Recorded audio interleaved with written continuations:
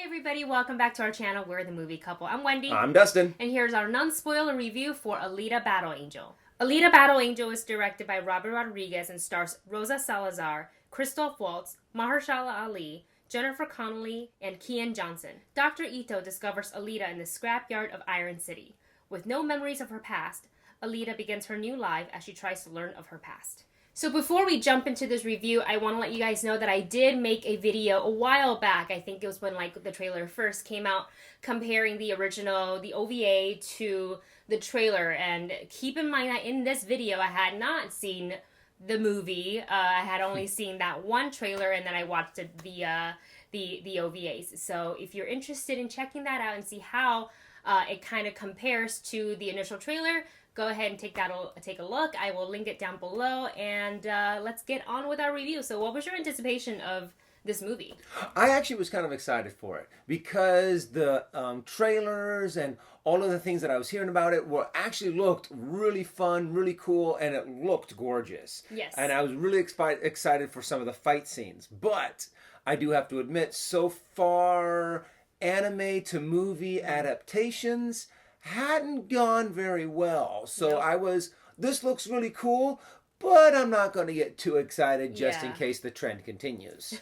Yeah, I think I think anime to screen to live action is not easy to do because it's anime for the most part. It's magical or fantastical or magical in the sense of like they use magic, not like oh that's magical. Or has a lot of battle scenes. Magical. So Sorry. that's okay. So I think that it is kind of hard to translate unless you have an anime that's a little bit more like Death Note. Even though Death Note you still have the Shinigami in it. But anyways, you guys know what I'm talking about. I think I got more excited after I decided that I wanted to learn a little bit more about Alita or about Battle Angel. So I watched the two animated, shorter animated episodes that they have, and I think it's like Rusty Angel and No Tears to Cry or something like that. They're both very good. I still haven't read the manga yet, but I think I will probably pick it up soon now that we've seen the film. So I know one of the things I was kind of worried about going in were the eyes. Oh, really? It's very jarring, especially when you first see it. And I think now that we've gotten so many trailers, I think I kind of came to expect it. Yeah, same here. When I was first saw it, I was like, whoa. It kind of threw me off. But after so many times of the trailers, I was kind of like, you know what? Okay, I can accept this. This looks really cool. And all of the androids and cyborgs, I was just really excited to see this world come to life. Yeah, and I think visually, this is very, very stunning. They renamed a couple of things. I don't think this is a spoiler, so I'm going to say it, especially if you've never watched the anime, never read the manga. This is not going to be a spoiler to you because you didn't know. They called it Scrap City in the OVAs, and in the manga, they're now calling it Iron City for this iteration of it. Doesn't really bother me that much. It might bother some hardcore people. I know in certain movies in the past, when they do when they do like a retelling of in a live action, they change like the pronunciation of names. Yeah, and that's also it was like, why would they change it though? Right, but like then I don't know why Scrap City sounds just fine to me because if you look at it, it's scraps. They didn't change Zalem. They didn't change that. A lot of it they left the same, so that was nice to see visually. They do call her Alita instead of Gali. She is known as Gali in the anime and the manga. They changed that. Again, I didn't have much of a problem with it. Some people might. That's your prerogative. So let's get into the film, the casting. I want to talk about the casting because when I watched the anime and then when I went back and thought about the trailer, I thought, wow, Christoph Waltz is a dead-on casting for Dr. Ito. When Wendy showed me a picture of him, I was like, oh my gosh, that's actually a really good match. Yeah, and same plus, thing for it's Christoph Mahershala Waltz, Ali's so character. you can't really go wrong. Yeah. He's an amazing actor, and I have to admit, I loved his character. He had a really good kind of fatherly kind of figure towards Alita. Yeah, I really like their relationship. I loved Mahershala Ali as Vector. I like Jennifer Connelly as Sharon. I think, honestly, the casting from what I saw, even though I've seen the original anime, like, I was fine with it. I thought the performance was well done. I really want to talk about, before we jump into story, the action sequences. Oh, because I have to admit, some of those So are good. some of the best things about this movie. Yes. Overall, I think the defining attribute or the defining greatest thing about this movie is just how visually stunning it is, and how realistic these characters look. And there's so many times where you kind of forget that, oh yeah, this cyborg has to be 100% CGI, most likely. Yeah. That whoever is the actor is most likely in a 100% either a green suit or one of those mocap suits. Well, this is done by Weta. Oh. So that's why it's so good. I feel like they're like one of like the top players in the mocap biz.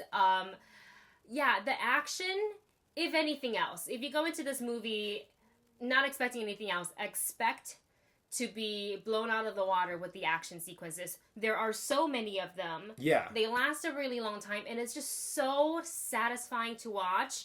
And some scenes had me at the edge of my seat, because even though you, like, if for the people that's read the source material, even though you know what's gonna happen, you're still a little like, I found myself like clenching my fists in certain scenes, and I'm like, why am I feeling this way? I know what's going to happen right here. I know exactly what's going to happen.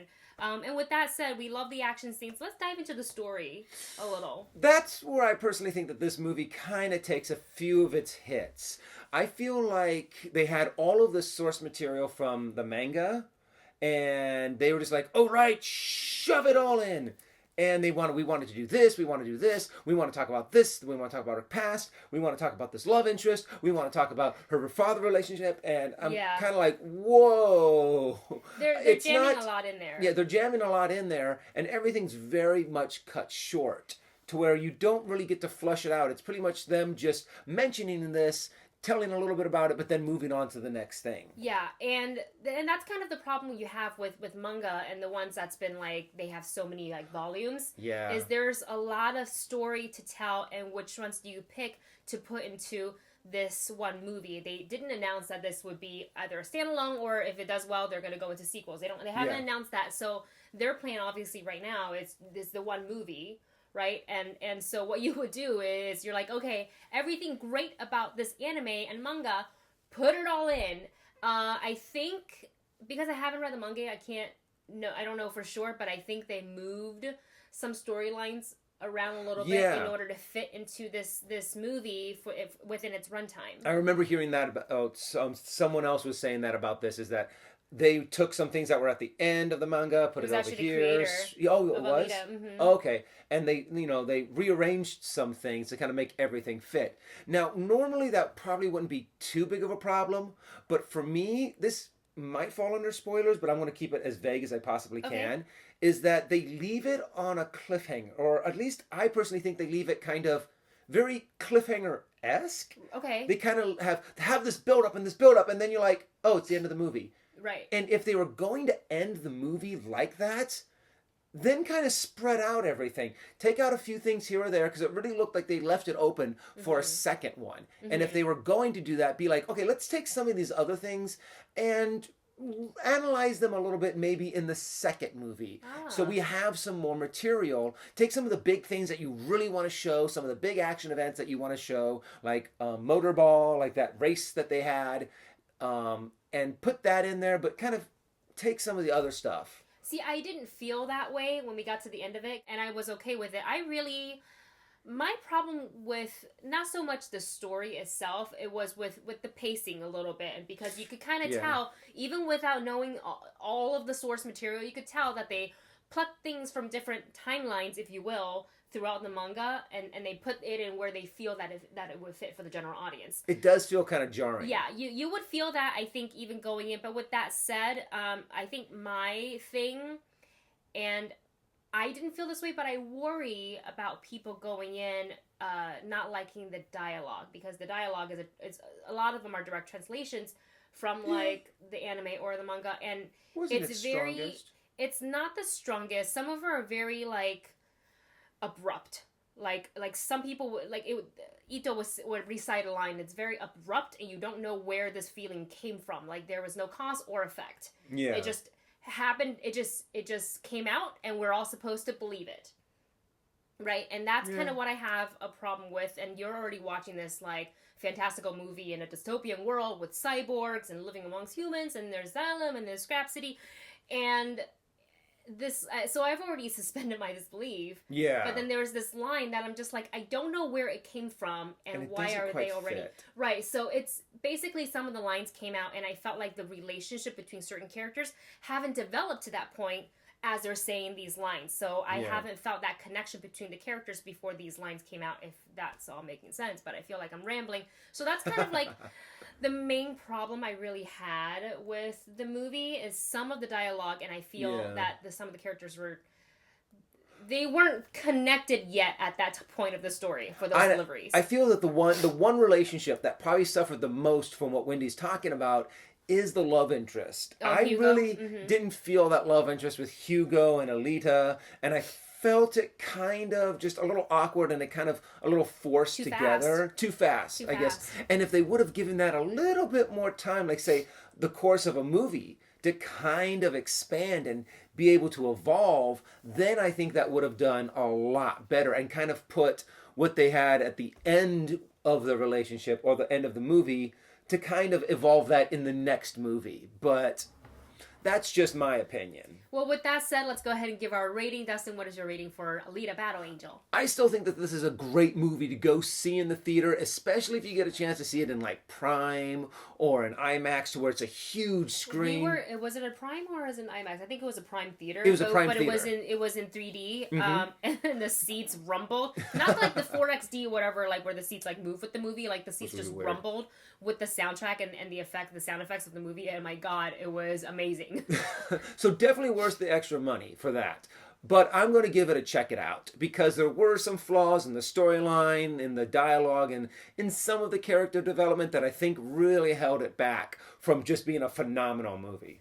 I really like this movie. I feel that this is one of the better anime adaptations in my opinion, excuse me. And I love the battle scenes. I love all the action scenes. I thought Rosa Salazar did a fantastic job portraying Alita or Gali. I mean, props to the whole cast. I really liked everybody's performances. Visually, it is absolutely stunning. It is worth seeing in theaters. So I am going to give this movie a check it out. Well, you guys, that's it for our non-spoiler review of Alita Battle Angel. Let us know your thoughts in the comment section below to let us know if you will be seeing Alita in theaters. And if so, will you choose IMAX? Will you choose 3D? Or are you going to combine it together, IMAX 3D? Or check it out on AMC Prime? We don't know. Also, hashtag not sponsored because I just name dropped AMC. But because that's the theater we went to see it.